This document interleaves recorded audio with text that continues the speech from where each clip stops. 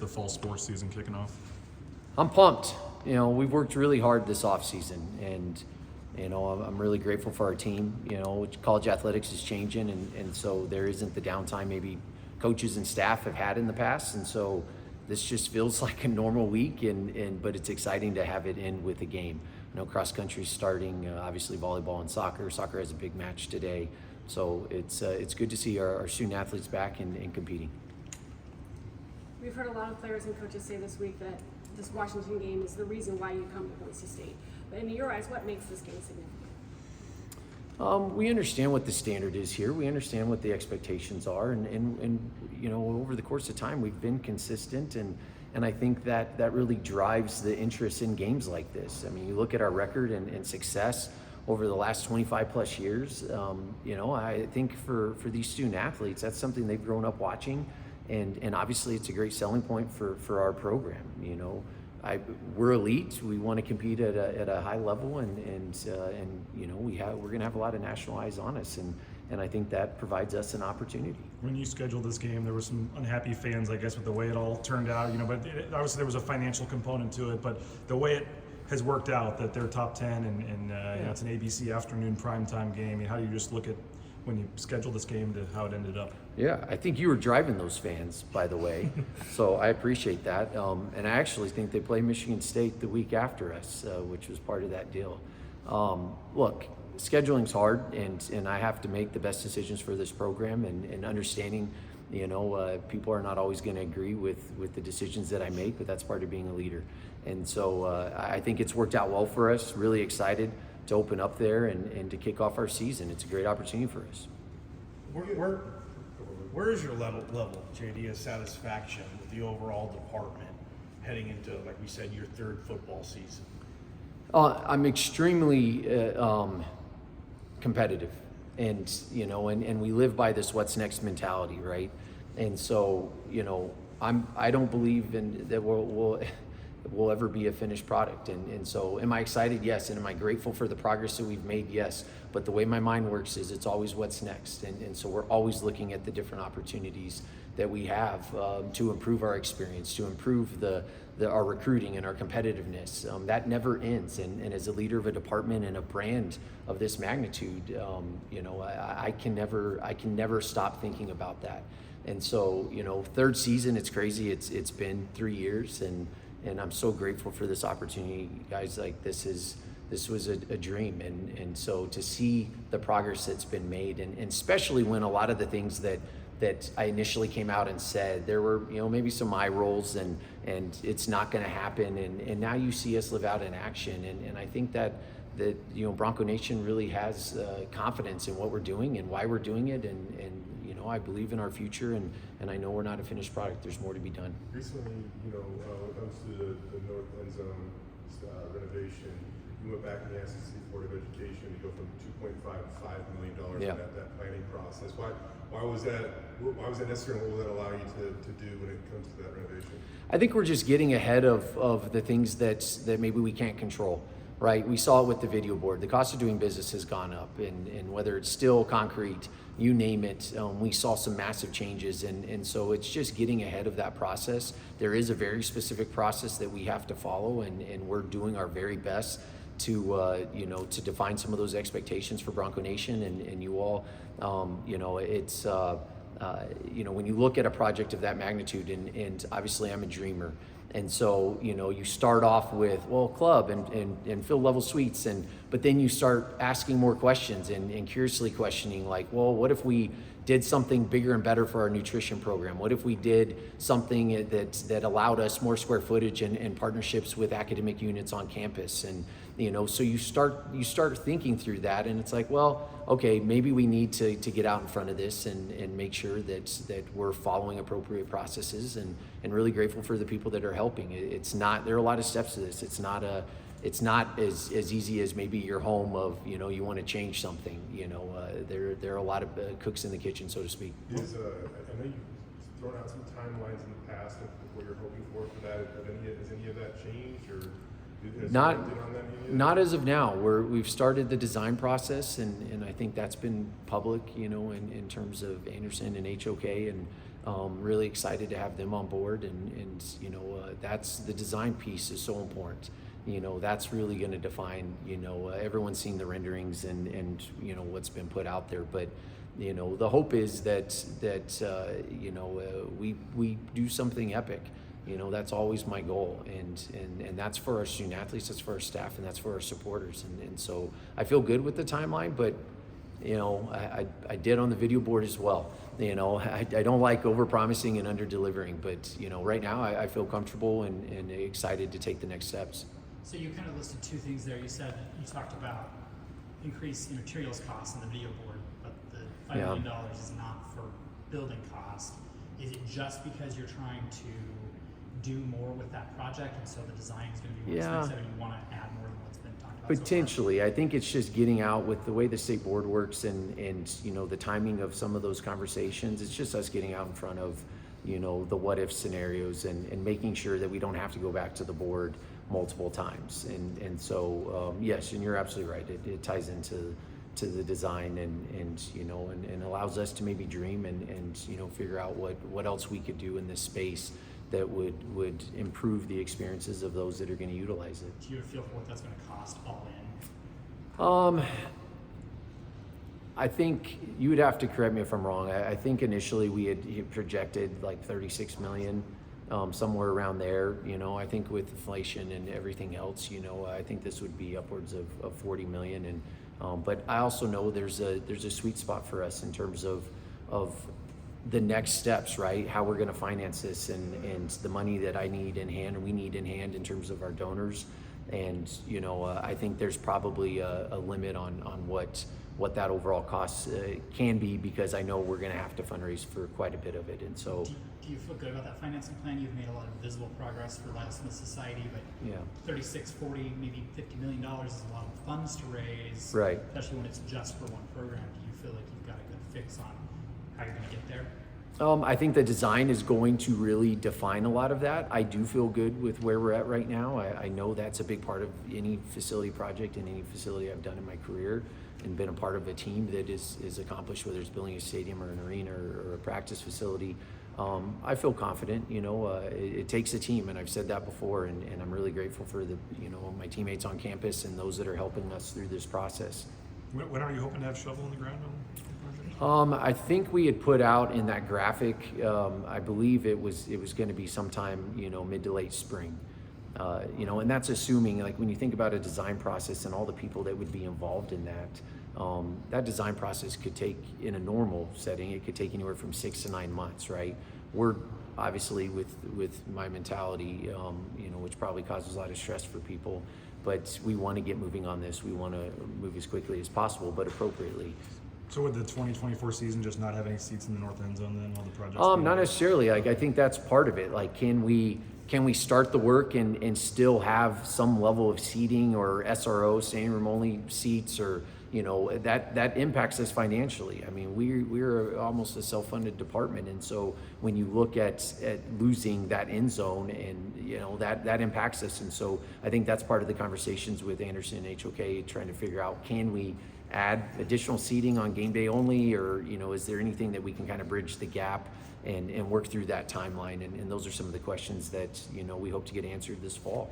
There's been some talk about moving students out of the main body of the stadium and into the end zone. Yeah. Is that something you're still looking at? Would that be part of that process? Oh. Opening up those student seats, which they pay for Correct. other people who will give you money in lieu of that? I think it is, and in a probably a little more positive way, and not that you were saying it negatively.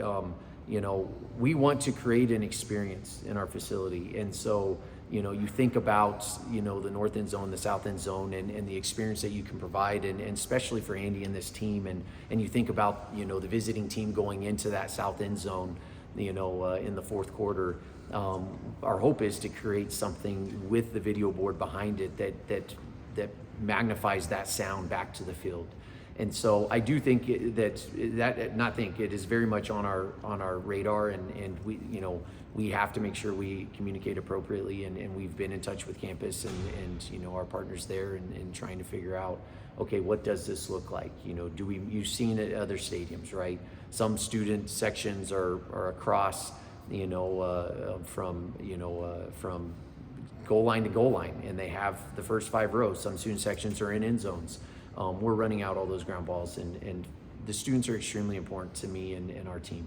We need to make sure that we serve them appropriately, because you hit it on the head. We can't do this without them, and they're a big part of this. Sorry.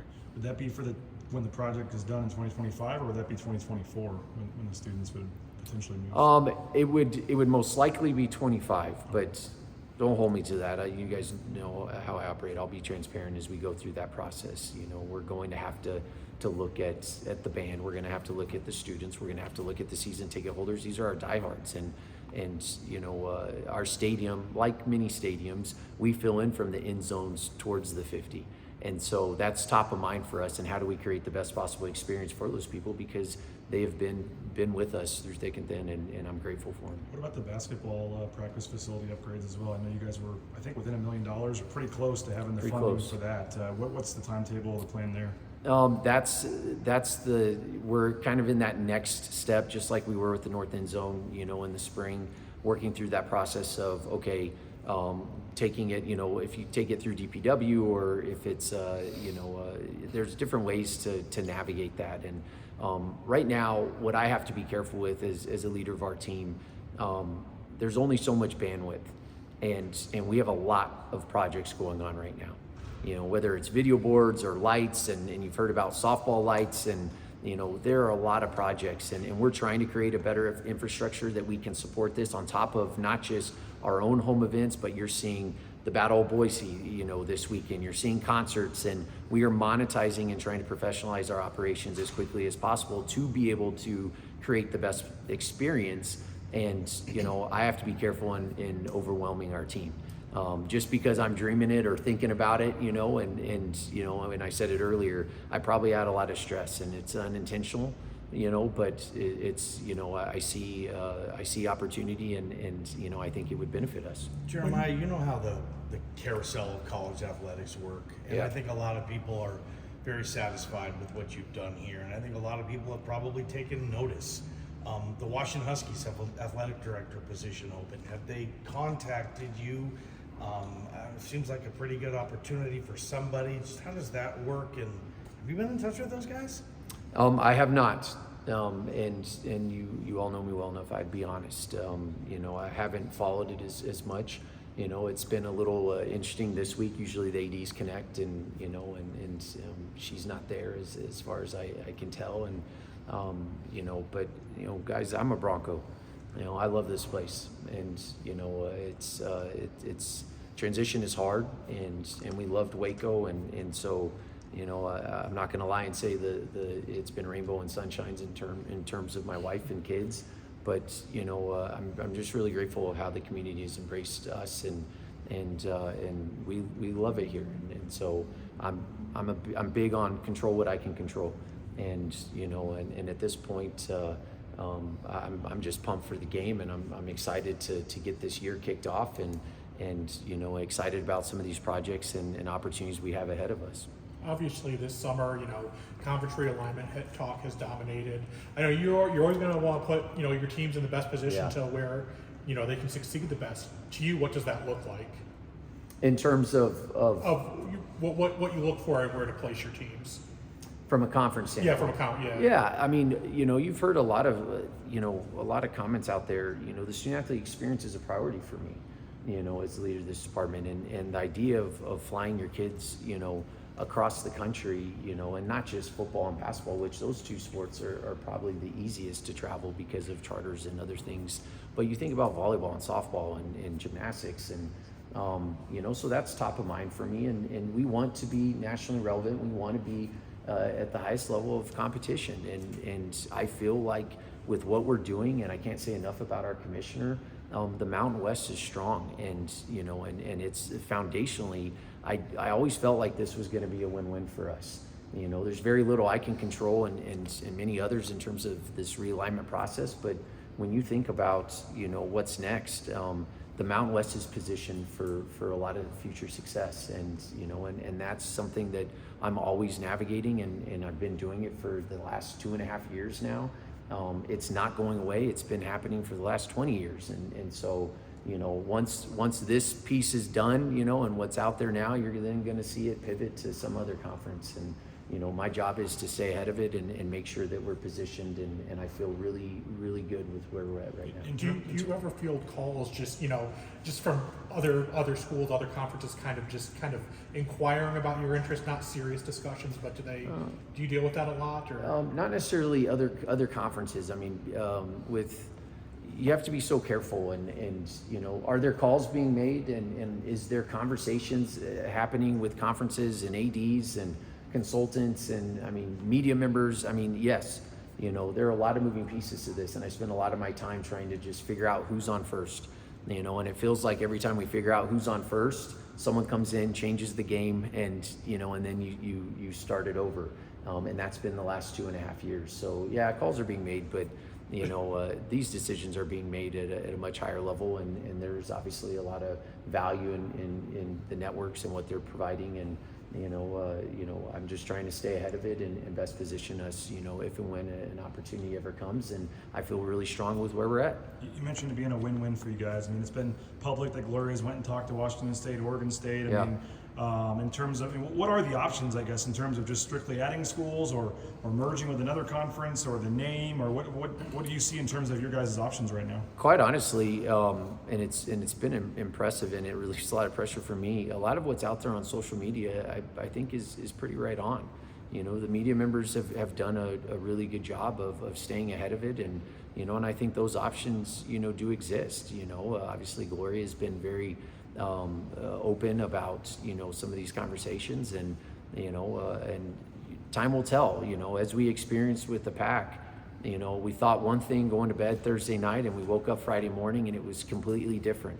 This stuff changes by the minute, and you know, and I think that adds a lot of pressure. I think people are fatigued, you know, especially ADs and media members and other people that are probably more in the weeds on it, but you know, I feel good, guys, with where we're at, and you know, and I think opportunities are going to come our way, and in this case, I think from a conference standpoint, the future is very bright for the Mountain West. Jeremiah, you talked about, just touched on the softball lights in Donna Larson Park, and you talked about monetizing some of your facilities. Yeah. Donna Larson Park, apart from the Boise School District, from a competition standpoint, goes pretty unused. Is there plans to have more competitions there when it comes to the track and softball programs? We're always looking at it. That's a great question. We're always looking at trying to drive more events, you know, and that's twofold. Yes, we're trying to monetize, but we're also, you know, this beacon within this community, and you know, the power of the blue, and what does that ultimately mean? And so, are we looking for opportunities with high schools and outside events and partnering with the city? And absolutely, and that ties back into why we're trying to improve our infrastructure to be able to manage these events that are coming in. You know, when you look at, say, our facilities team, and they wear a lot of hats, and so the same, you know, team that's putting on the event, they're also working on these video boards, and they're also making sure that Donna Larson is set up for whatever Corey and Justin have in place, and you know, it's a lot of work. And so I think, just like we did when I first got here, we added the ticket sales team, we had the major gift team, we created the infrastructure that would allow us to have success fundraising and driving revenue. And we're doing the same thing in our facility space, so we can drive a lot of those events. And with the growth of our community, it's honestly, it's awesome for us, because more people are coming in, and I think that's going to create more opportunities, you know, as we utilize these spaces. We don't want them just utilized for our own events. Now, I have to find the balance between the student athlete experience and, you know, and serving them, because they use these facilities year round in many ways. So You touched, oh, go ahead. Is there a reason why, from a collegiate standpoint, Boise State doesn't host any track meets? I need to make sure I get this right, but you know, one, there are a lot of moving pieces to that. There are a lot of track meets that are more traditional when you look at SAC relays and Drake and Texas relays, and so timing is everything. We also have weather that we have to navigate here, which is a little different. You know, we're a little too far north, maybe. You know, and you want to be able, like, it's not just doing the events, you want to do it at an elite level. And so there's expectations that come with that, and it's something Corey and I have talked about, and I know in the past we've done, collegiate events here, but, with some of the scheduling and how things changed during COVID and whatever else, we're kind of locked in terms of our routine of where we send our team, and our track team, they're very rarely going to one place to compete. They'll fly to California and compete in like 5 different meets, whether you're a thrower or a sprinter or whatever. And so it's something always top of mind. It ties into like men's and women's golf. We don't have a home event for men's and women's golf. That's something we're working on, and that's going to come in the future. And we're looking at as early as next fall. And how do we do that? And there's a lot of conversations that are taking place with area courses and partnerships that can create those opportunities. I would love for our student athletes to be able to compete in front of Bronco Nation. That is something that's important to us, and you've seen us do that with beach volleyball, and I think that's going to open up other opportunities for us. You touched on the high school games happening there tomorrow on the blue. And I know Cam Anderson has said, he wants this to be a yearly thing. He wants to involve more schools. Is that kind of vision you share? Is this kind of a long-term thing that's, you guys are going to try to do every year? Absolutely. I mean, I said it earlier. You look at the growth of our community, the more we can drive people back to what I consider the front porch of this state, I think it benefits all, and it's important to me. We're here to serve, and so to be able to provide those kids an opportunity to compete on the blue or compete at Donna Larson or whatever that may be, absolutely. That's something that has risen for us and our team, and that's what's led to this Battle of Boise. And I'm excited to see the interaction and what that looks like. Obviously from afar, I won't be able to make it, but I think that's important as our community continues to grow.